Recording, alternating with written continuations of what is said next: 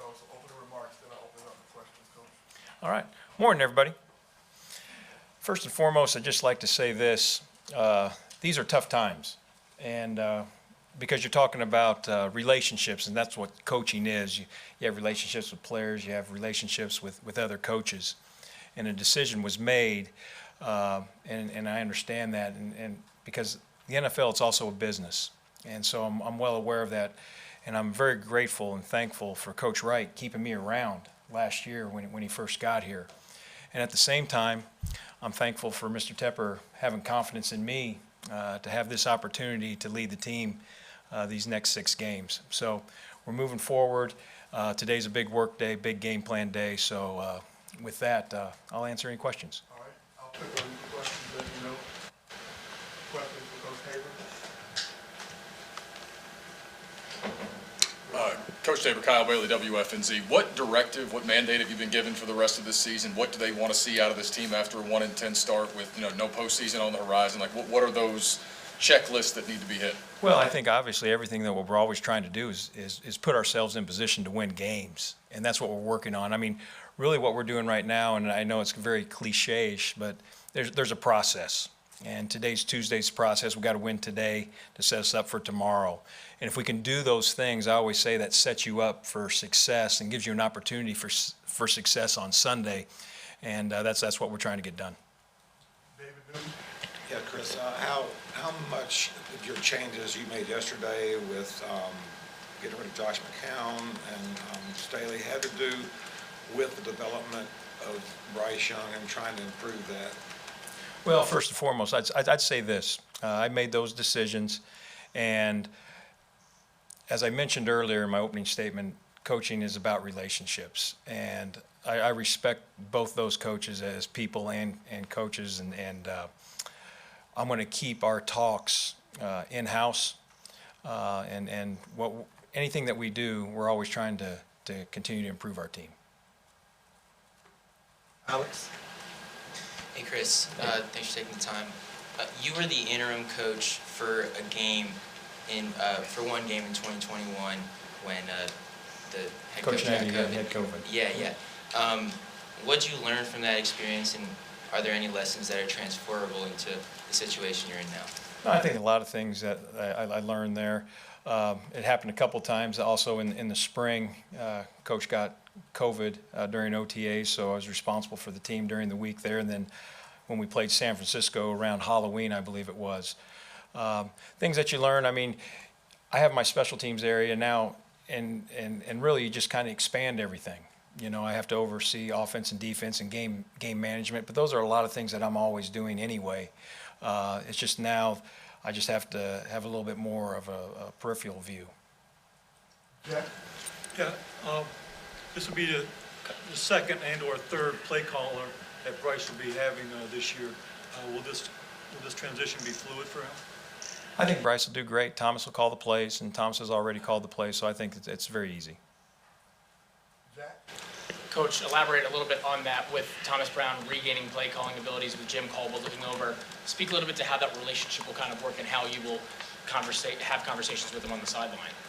Well, I'm going to let him work, and my job is to help facilitate game management and work from there. But collectively, the offensive staff, they're up there right now, and their game plan, they're all working together. So it's a unified group working towards one common goal. Brett? I got you. After Brett, we'll go Joe. Chris, in terms of offensive philosophies, because the offense obviously has been an issue all year, have you spoken to Caldwell and Thomas about that changing of the offensive philosophies, or anything else that you guys are going to try and change? We've or is it going to be status quo? No, we've talked about things, and at the same time, I'm going to probably keep those in-house. And you can't overhaul everything, but I think you can do some things, and we'll work on that. Two-part question. Were you given any sort of assurance, might not be the right word, but were you told you'll have an opportunity to have this gig full-time, and then? No, I haven't had that assurance. And to be honest with you, I'm working on today, and that's all I'm focused on. And secondly, you were obviously here last year when Steve took over. What will you take away from how he handled it? you guys finished up pretty strong, obviously. I think there's a lot of things you can learn from that experience right there. I think it still goes back to just winning the day and winning the process. And like I said earlier, I know it's very coach speak and those things, but I do believe that because in this business, I mean, the NFL train is always moving, and the NFL monster will eat you at any time, and you need to be prepared, and you need to take the proper steps to set yourself up for success, and that's what we're trying to work on right now. Coach, in addressing the team after this transition, what was important for you to convey? There were some things that we talked about that I'm going to keep in-house. I would say this, and I talk about this in our special teams unit, when you turn the tape on, I just want people to say that's a classy, hard-hitting unit that plays with great unity. And that's probably how I'd sum that up. Caldwell has a lot of experience. Is that someone you're going to lean on in the background? Oh, 100%. I mean, think about, okay, I'm the interim head coach for 6 games. I have Coach Caldwell down the hall, Coach Capers down the hall, 2 very highly successful coaches and men in this league. So yes, I go to them quite a bit. Mike Solarte, followed by Sheena. Chris Whitaker. What is your philosophy and your thought on keeping this room together? Because when a coach is dismissed, I mean, there's the real potential for fracturing and for guys to kind of not be on the same page. Well, here's how I look at it. The tape is all that matters. That's my resume. How, for example, how my units play, that's my resume. How a player plays, that's his resume. And what I would say to anyone, and I've used this before, and because I've been in this situation before, when there's change, all you can handle is what you can do. And you need to take care of your business, because when things change and people begin to review the tape, they're studying you. Do we want to keep this player? Do we want to keep this coach? So it's in your best interest to do your job at the highest level, regardless of what your record is, regardless of what the situation is. You're a professional football player, you're a professional coach. Be a pro, and that's how I look at it. We'll take 2 more. We go David, and then we'll go Joe one more time. Chris, Oh, why do you Sheena. think that, Sheena, we will not forget you. why do you think that Frank was fired and you're here today as the interim coach? I have no opinion on that.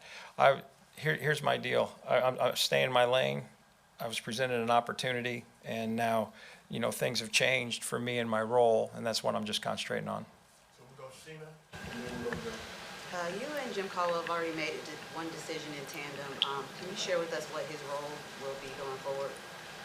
I made that decision, and those are always tough decisions. But Parks Frazier will be our quarterback coach, and Coach Caldwell will be in that room helping, and Thomas Brown will be our play caller and coaching the running backs. Last one from Joe. Chris, are there any players or personnel groupings that you want to change? Maybe get some guys on the field that we haven't seen a lot of these first 11 games? We'll probably shy away from some of those answers right now, and just kind of let the tape and the play speak for itself. All right. Thank you, Coach. Thanks, everybody.